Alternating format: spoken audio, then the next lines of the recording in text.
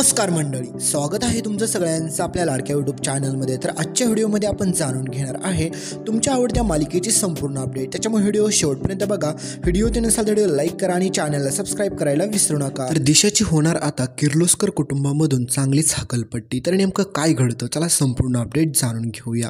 कारण की या दिशाने आतापर्यंत जे काही कांड केलेले असतात ते सगळं काही तिच्याच अंगलट आलेले असतात। कारण की तिला वाटत असतं की मी काही जरी केलं तरी कोणाला काहीच समजणार नाही, परंतु सगळं काय आता अहिल्यादेवी किर्लोस्कर समोर आलेलं असतं।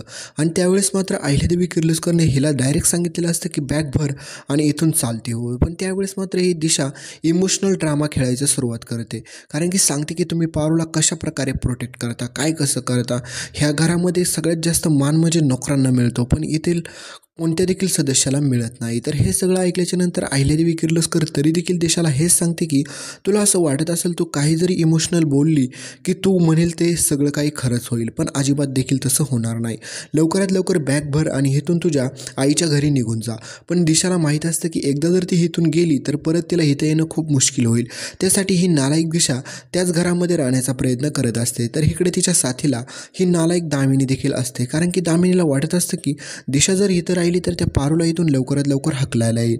तर इकडे आता अहिल्यादेवीला पारूचा खूप अभिमान वाटत असतो, सोबतच सगळ्यांनाच वाटत असतो। कारण की पारू पुन्हा कंपनीची ब्रँड ॲम्बॅसेडर झालेली असते म्हणून। कारण की सर्वसामान्य आणि गरीब कुटुंबातील मुलगी झाली त्याच्यामुळे सगळेजण खूप खुश असतात। परंतु दिशाला पारूला हरवून तिला लायकी तिची दाखवायची असते, या नादापायी स्वतः दिशाच कधी हरवून गेली हे दिशाला कळालेलं देखील नाही। तर इकडे मित्रांनो आता आदित्य देखील हळूहळू पारूच्या प्रेमामध्ये पडताना तुम्हाला पुढे पाहायलाच भेटेल। तर इकडे पारूला तर आधीपासूनच आदित्यसोबतच लग्न करायचं असतं। कारण की तुम्हाला माहितीच आहे की ॲडच्या शूटमध्ये जे लग्न झालेलं असतं तेच पारूने खरं मानलेलं असतं। तर इकडे आता पारूसाठी चक्क आता दामिनीला आता नवीन प्लॅनिंग आखायला लागतं। कारण की मित्रांनो तुम्हाला माहितीच आहे की जेवढे काही नवीन नवीन कांड होतात ते सगळ्याच्या पाठीमागे ही दामिनी आणि दिशा या दोघीजणीच असतात।